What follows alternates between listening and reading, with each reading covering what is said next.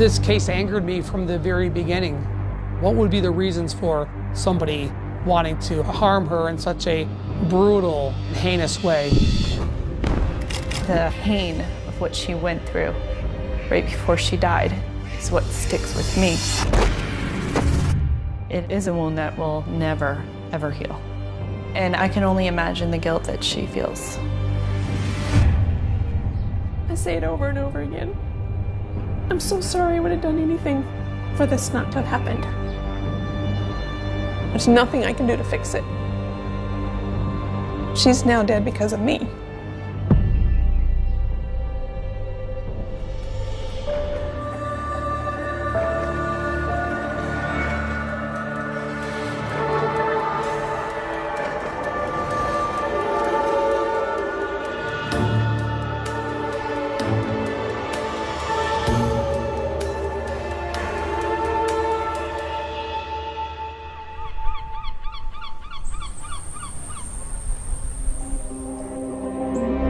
I'm Detective Brian Kendall with the City of Plantation Police Department.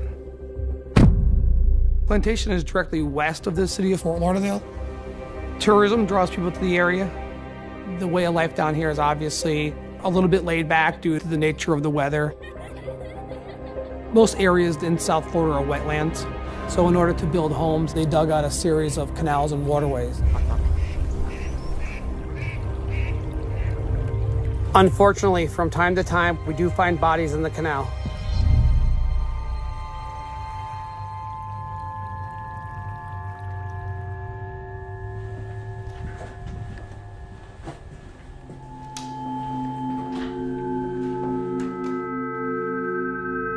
This is my home office, sort of my space with obviously a lot of my treasures. I've never really gone through these with other people, so this is my favorite picture.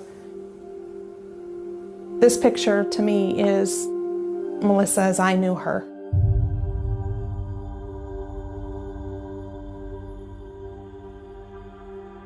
Melissa and I were out at a gathering with friends, and somebody obviously said something funny. She's laughing, she looks adorable.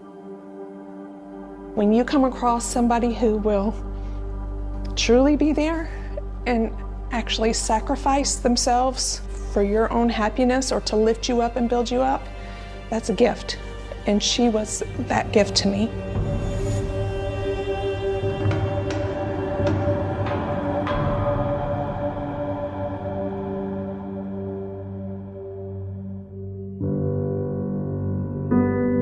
His name was Tony. He was very quiet, kind of like me, an introvert. He worked for the railroad, had plans in life. It's hard to trust people when you grew up the way that I did. I didn't even really have a home growing up. You know, we moved every time the rent was due, and I didn't have food sometimes. So stability was screaming out to me.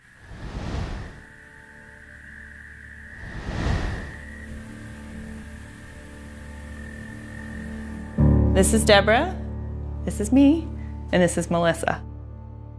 My name is Christina Kitterman, and I was an attorney at Rothstein Rosenfeld law firm. I worked with Deborah and with Melissa.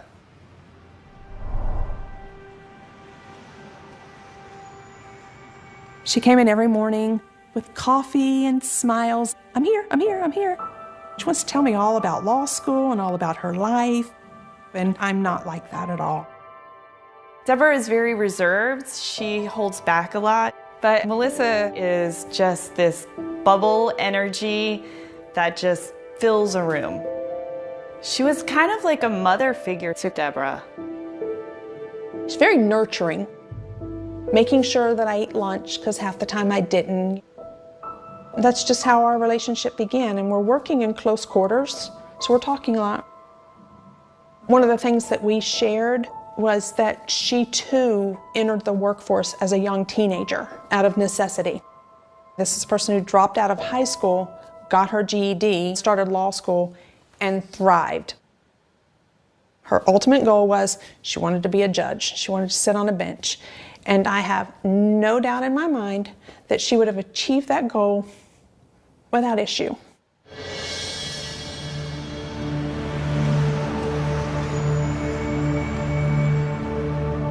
She knew that I wasn't happily married. Took me a bit, but I got up the nerve and made the decision that I had to go and get her divorce. And so she was right there, right along the way. The good days, the bad days, whatever I needed, whatever the kids needed. I'd never had that before in my life. It makes me sad that I will never see her in person again.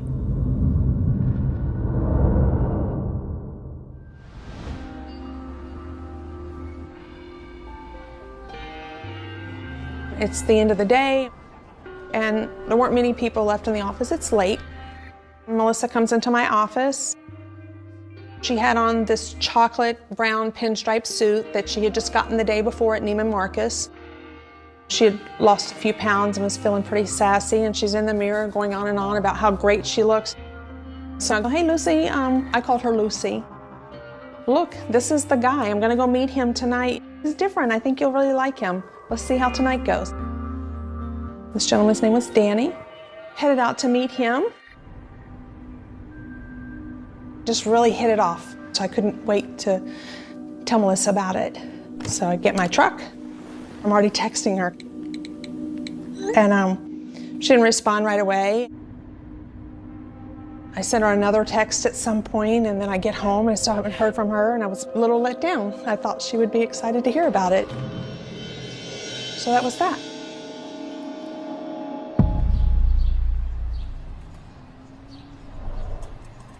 I wake up the next morning, check the phone, still no text. Was really surprised. My son, Isaiah, said he wasn't feeling well. He couldn't go to school. I'm telling him, okay, get ready. You're gonna have to come to work with me because I had a meeting. So I get to work and I run right into Cheyenne, who was Melissa's secretary. And Cheyenne asked me, where's Melissa? She's got an appointment. I said, what do you mean, where's Melissa? She's not here? At that moment, I would say that my blood ran cold. There's something terribly wrong. I call her sister, Carrie, and I tell her everything that I know. And Carrie says, something's wrong. We agreed to meet at the house. I jump in my truck, I have Isaiah with me. I'm heading to her house, maybe a 20-minute drive into Plantation. My mind's going 100 miles an hour, just fear, just absolute fear, wondering what on earth has happened to her. When she wasn't responding to my text messages, I should have done more. I shouldn't have just gone to bed. I could have just shot over to her house then. Why didn't I shoot over to her house then?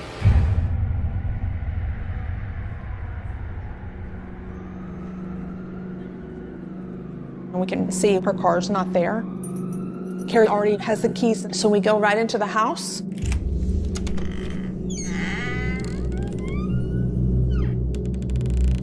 We're walking around the house.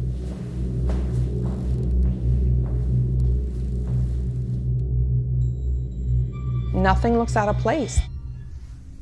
We went into every room. We went into her bedroom, kitchen. Everything is there. Nothing is really touched. And all of a sudden Isaiah says, what is this here? He's out in the garage. And he points to all this yellow stuff. And I'm reaching my hand out to touch it. And the police officer says, no, no, no, don't touch that. The wall, the garage door and everything was pepper spray. The officer told me, don't touch anything. Get everybody into the house. Let's get out of here. And that's when I burst into tears because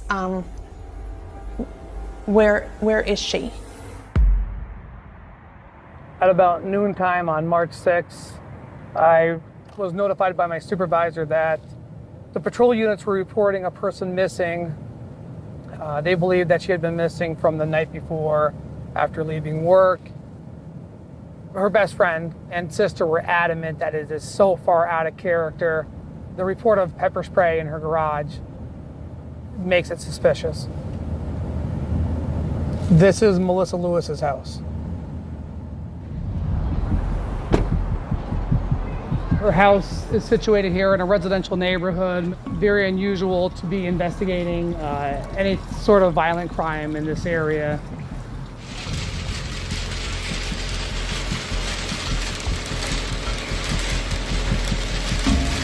I meet with one of the first responding officers.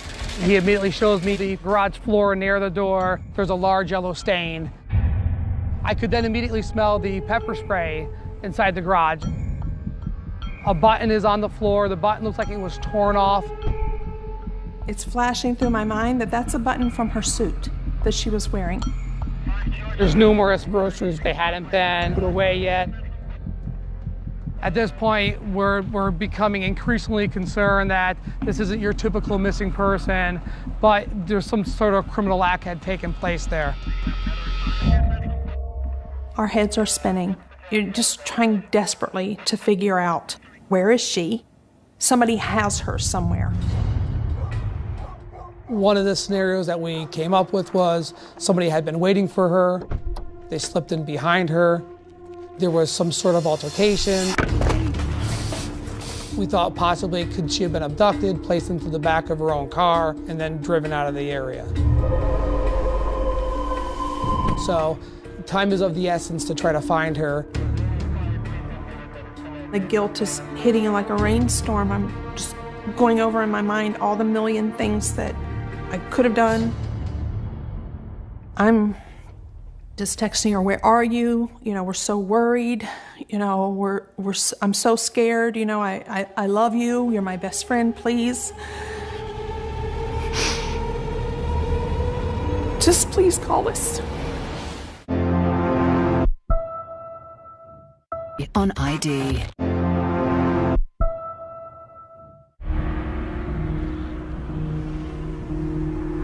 On March 5th at about noontime, officers received a call that Melissa Lewis hadn't arrived to work that day. Her car was missing, she was missing, and no one had heard from her since about 7 p.m. the night before. When Plantation Police Department arrives at the house and they see the items that are amiss in the garage,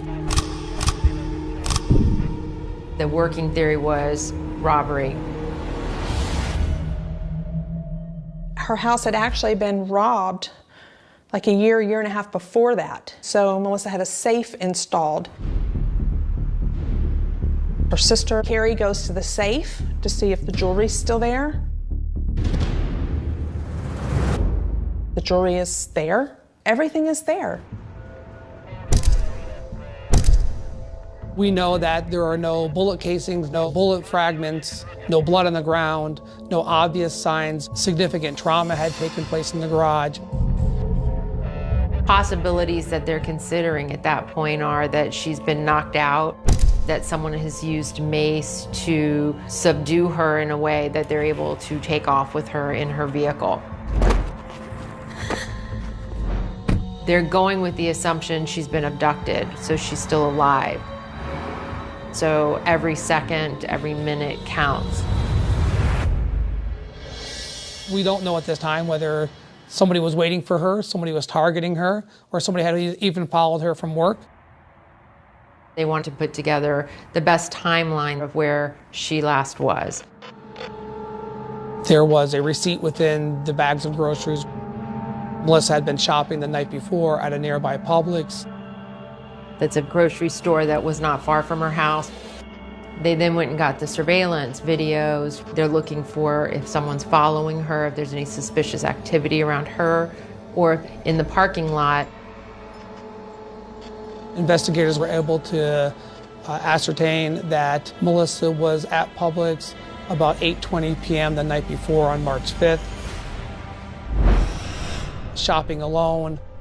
You can see her walking up and down the aisles. She wears a very expensive watch. She has an expensive purse. That could lead us to believe that she had been targeted by somebody wanting to commit a robbery. But we don't know what happens once she leaves the store. There's no exterior surveillance video.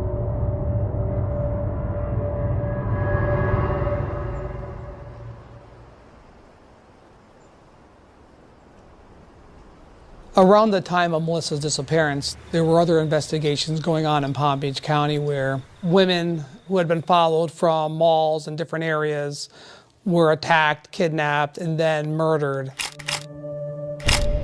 They all were driving high-end sport utility vehicles. Investigators from a task force in Palm Beach County and Boca Raton contacted us, drawing similarities between their murders and abductions and Melissa's disappearance. You're just trying to put the pieces together, but, they weren't really making much sense. If she got snatched in the public parking lot by these guys who are snatching women, then why is there pepper spray in her garage? She was alive and well at Publix, and once she gets home, that's where she falls off the radar. No one has heard from Melissa now in over about 15 hours. So time is of the essence to try to find her.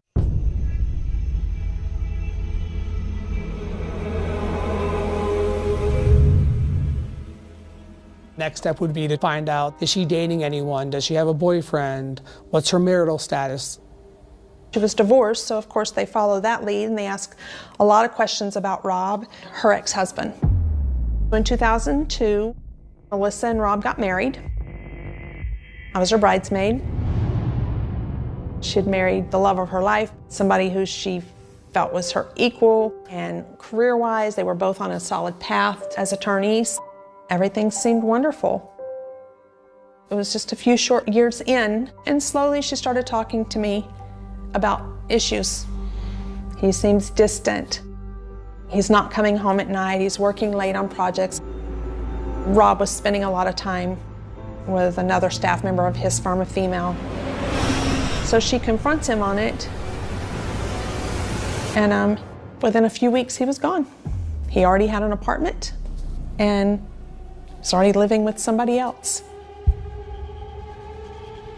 And she was just devastated, and humiliated. It was so hard seeing somebody who's so full of life and always helping everybody, just basically curled up in the fetal position, devastated. She did so much for me over the years, but that was the one time she really needed somebody. It took her a while, took a lot, but she bounced back. Husbands, ex-husbands, friends, relatives are always looked at first. Eventually, police tracked down Rob to question him. Rob told police that he was at work all day. He got home around 7 p.m. that night, and he actually had an alibi because he took his dog to an emergency visit at the vet around 10 p.m. Her ex-husband was eliminated as a suspect because they were able to verify his whereabouts. When someone goes missing, the people that are in her day-to-day life, that's who they're questioning first. And then you slowly move out as you can eliminate someone as a suspect. At the same time, they're also still looking into fellow employees, trying to find out if there's another angle to this. Melissa was a labor employment attorney. She represented corporations, defended them against claims made by employees. There's obviously somebody that's going to be a winner and a loser in a lawsuit. We wanted to look back and find out what current cases she was on, to find out if somebody maybe had an axe to grind with her over one of the cases that she was part of.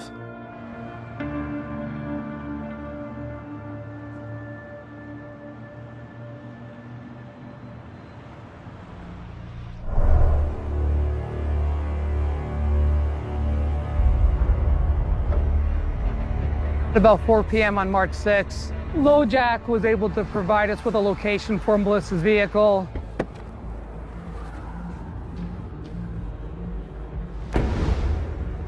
Her vehicle, which is similar to this vehicle parked right here, was located in the parking lot 3 blocks from her home. We did a cursory search of the vehicle. Melissa was not there.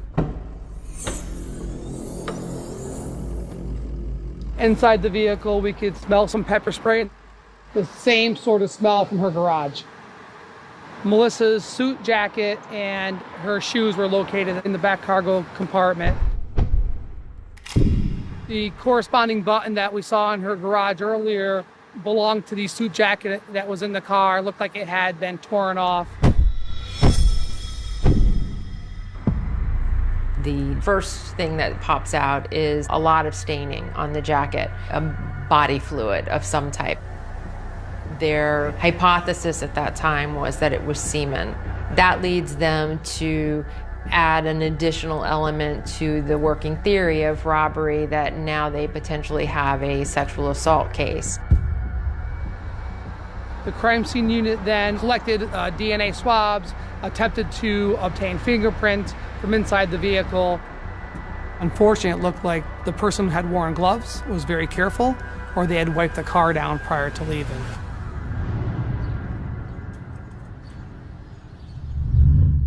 They get an emergency order on the phone to try and see, was the phone still active? And if so, where is it? Everyone's hoping she was alive, so the phone is the best piece of evidence and the best investigative tool a detective has. Hopefully that will lead to whoever took Melissa. Phone rings, it's the police department. They asked me to call her phone. They even had me send a text message. They told me just anything, something you would normally text to her, just, text it. I told them, look, I've been texting her nonstop and calling her nonstop. She's not responding. And they said, just send it right now. The feeling of somebody that you love going missing, can't describe it. There's really no words.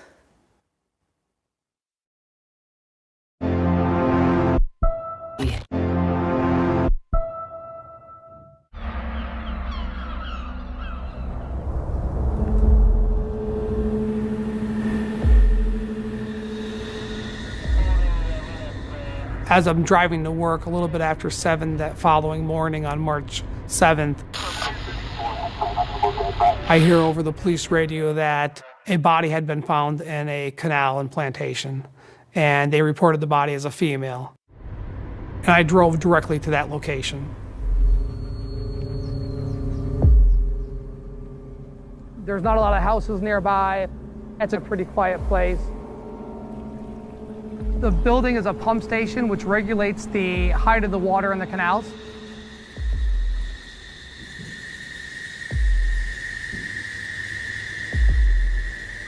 I walked down to the canal bank and I immediately saw over in the distance a body of a deceased female.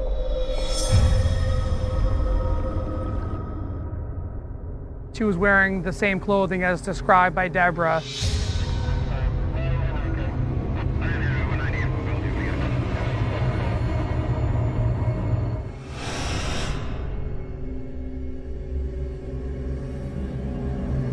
And at that time is when the medical examiner notices some injuries to her neck that would be consistent with manual strangulation. This is no longer just a missing person. We now know it's a homicide.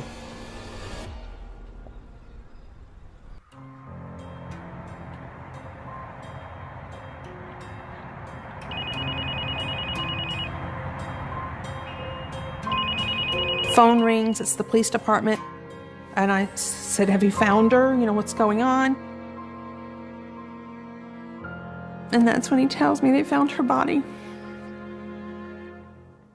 in the local sewage area. I remember just collapsing to the ground, crying and crying and crying. My best friend was gone. Turned on the news. They were showing a body being dragged out of a canal in a yellow body bag. And I called my boss and I said, is it her? Please tell me. Please tell me that's not her. And he said it's her. Why would somebody kill her? Why would they dump her in a canal? She didn't deserve that.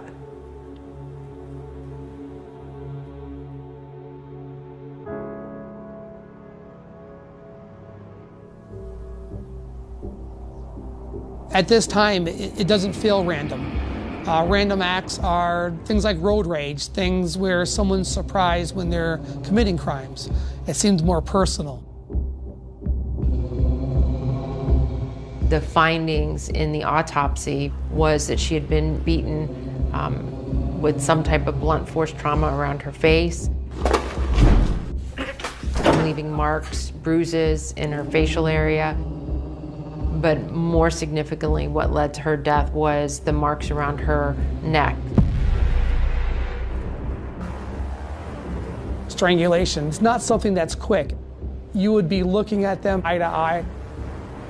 You would have to continue strangling them until you actually squeeze the life out of them and kill them. A stranger isn't going to break in and use that as his mode of killing. It's probably more likely somebody that knows her.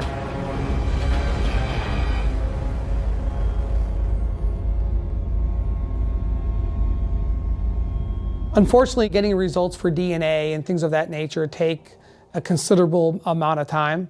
So we knew that we had to do more on the ground investigating at that point.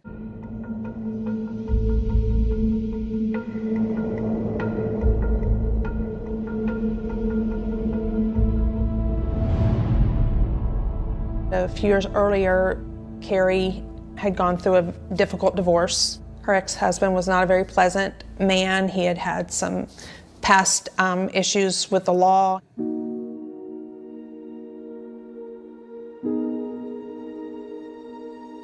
He had a propensity for violence, and Melissa, of course, helped her sister in every way that she could. And the ex-brother-in-law did not take that very well. He actually had called Melissa and cursed at her, threatened her, and was just extremely angry. She was really upset about it. Anthony had a criminal past for armed robbery. He had spent time in prison. So he became our #1 person of interest.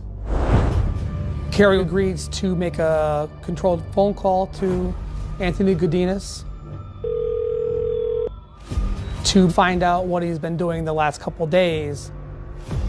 If he had seen Melissa, had he talked to her, was he angry with her for any reason? We're looking to see if he's being evasive, if he's not answering the questions, to get him to possibly make some sort of admission on the telephone.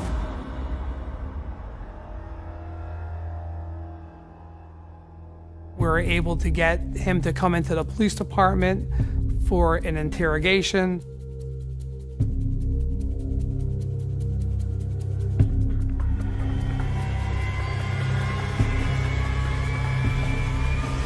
But when I first met him, I did see that he had significant physical limitations. I believe he had MS, he walked with a cane.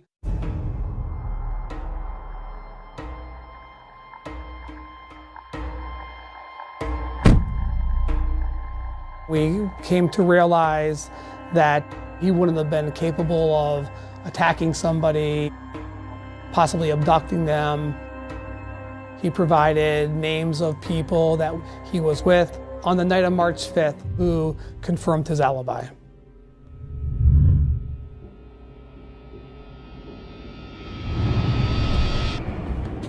I was able to get all the call detail records, which included all the incoming and outgoing calls from her phone and cell tower locations.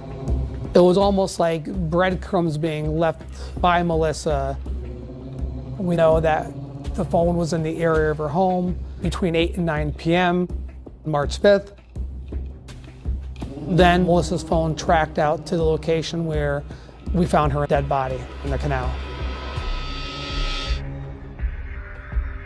The phone travels back on that night down the I-75 corridor.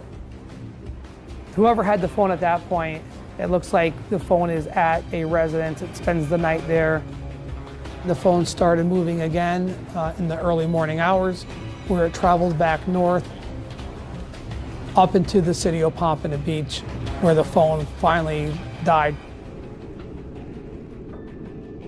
So at this point, the million-dollar question is, who has her phone?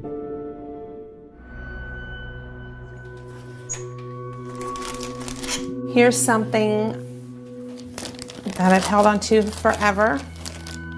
Kept it here in this same little bag all these years because it has text messages that I sent to Melissa.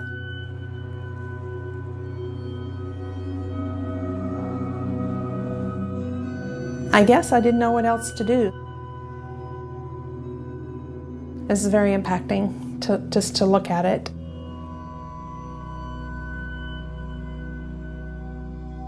The last text message, Happy New Year, Lucy. I called her Lucy. I hope it's beautiful where you are. I love you. There's just no words to describe when someone like that's just gone from one day to the next. Especially because the guilt I have for it, it was the only way I knew how to say, I'm just sorry. I say it over and over again. I'm so sorry I would have done anything for this not to have happened.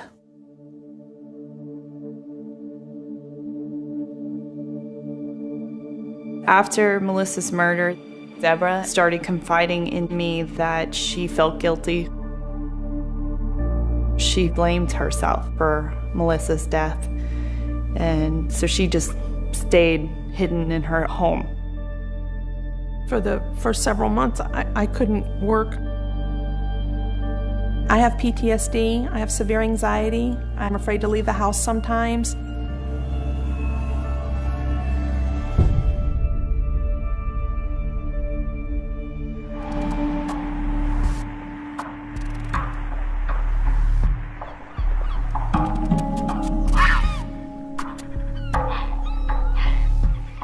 After Melissa Lewis is dead, her phone was still being used and still activating cell towers. The other curious thing that they found was whoever had kept the phone is utilizing the phone to call voicemail, and they're listening to the voicemails.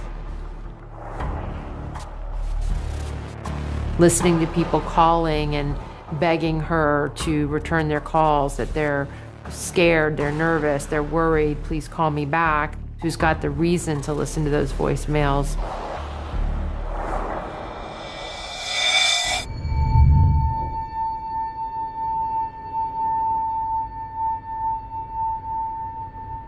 The phone remained stationary sometime after 10 p.m. until a little bit after 5 a.m.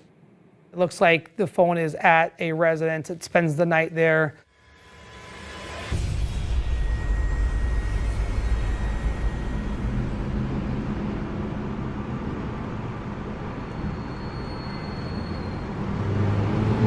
We re-interviewed Deborah and Carrie to find out if they were familiar with anybody that lived or worked in the area of where the cell tower hits were taking place. Deborah had said that her estranged husband, Tony Villegas, lives in the general vicinity of where the phone spent the night in the Miami Lakes region. That was the first time we ever heard the name Tony Villegas. We asked her a tremendous amount of questions. How well did he know Melissa? Did you guys ever spend time together? Did he have any issues with Melissa? Deborah explained that Tony and Melissa really didn't even know each other very well.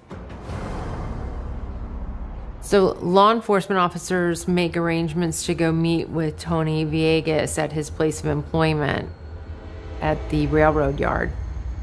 He worked for the Florida East Coast Railway.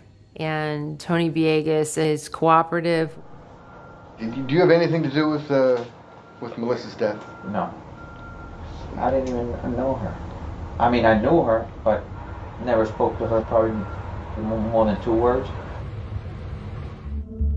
He denied any involvement with the murder, any involvement with Melissa or being in the area that night.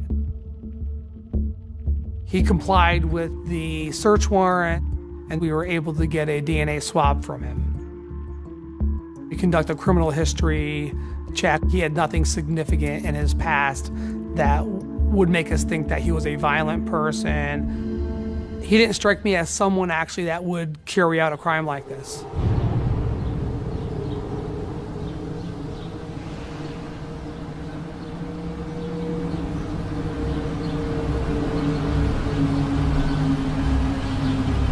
In the morning, my oldest son, Caleb, came into my room. And he asked me when the police were going to want to talk to him. I told him, oh, no, Poppy, don't worry. They're not going to talk to you. It's okay. I don't want you to be worried about anything, And he goes, well, I know who killed Melissa.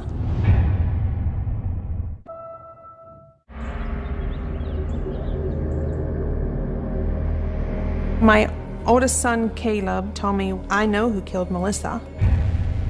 I asked him, Caleb, who do you think would have killed Melissa? And he said, Dad did it. And I just felt the room spinning. But I was physically sick.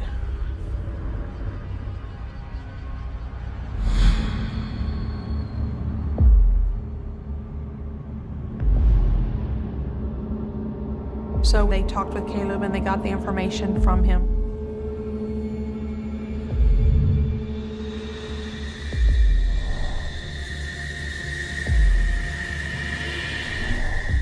Over the years, I was living with a nightmare. He was the boss and we were his possessions. We were his things. He was just always accusing me of things, and if I said one thing wrong, it was capital punishment for anything.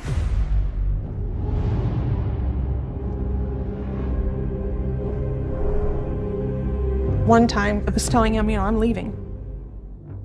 And that's when he very calmly told me that I wasn't going anywhere. And I turn around and there he is with a gun. You're not going anywhere.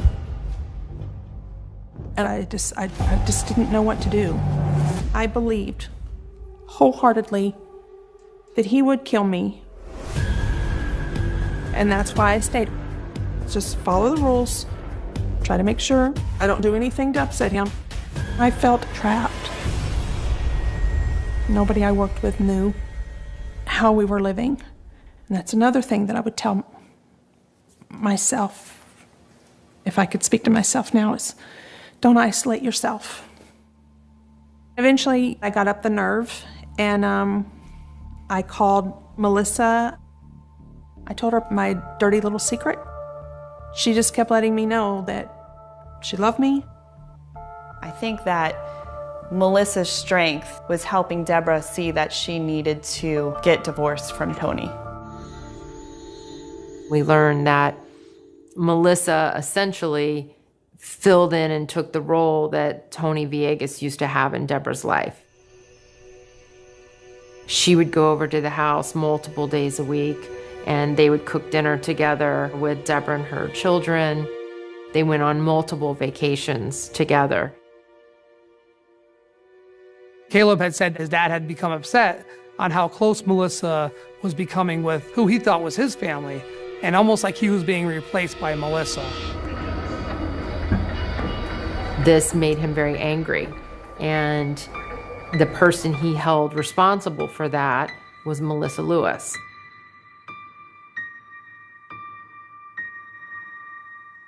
Did I believe he was capable of harming me? Absolutely. But, why Melissa? I was so overwhelmed with guilt. And I'm in the middle of the police department, and I'm trying to talk, and everything is spinning and moving, and I just fell down to my knees, and I couldn't stop crying.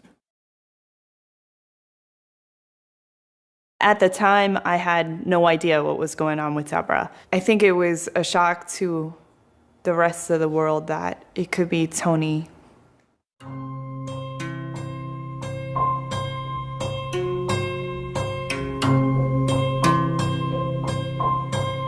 They're seeing cell towers that are being hit by Tony Villegas's phone, and they're comparing it to the cell towers hits on Melissa Lewis's phone, and they're mirroring each other. Both their phones moved from the Miami location up the train track that we came to know was Tony's job, and he was on the train.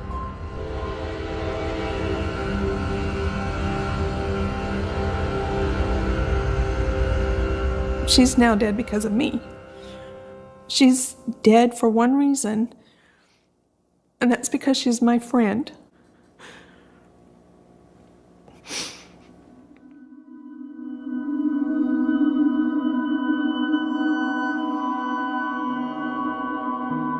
I think Tony somehow got some inner joy knowing that Deborah was in search of her best friend and probably had called her 100 times looking for her. That's why he carried it to his house. That's why he brought it to work with him. It was on the train with him.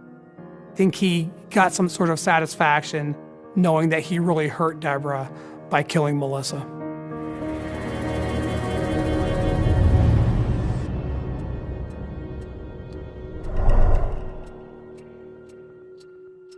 Melissa's ability to fight off her attacker using pepper spray was crucial. Tony would have been sneezing, coughing. Mucus would have then been transferred onto Melissa's suit jacket that contained a DNA profile, which was used to identify Tony Villegas.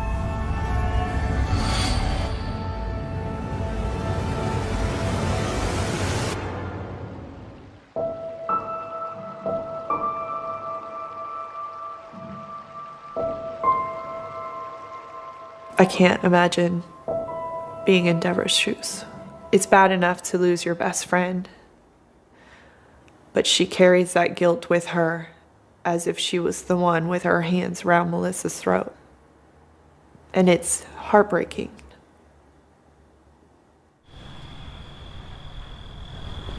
Melissa did a niche area of law, it was labor and employment. But in addition to that, she did pro bono work. One of her assignments was domestic violence, and she took that on and was actually in the process of creating this thing called the Garden of Reflection. And it was a dedication to women who had been victims of domestic violence. She didn't get to see it come to fruition, but after she passed, Leadership Broward and many other people's rallied and made it come to be. And the Garden of Reflection exists in Davie today, and there's a dedication to her there because it was her idea. She helped secure the land, and you know, she's the one that had the vision for the project. It's overwhelming, and it's beautiful. If you go there, it's beautiful. Seen all the plans and the pictures and everything. I've never actually been able to go to it. I've driven up to it, but I've never been able to get out of the car. I'm just so emotional, and I just can't do it.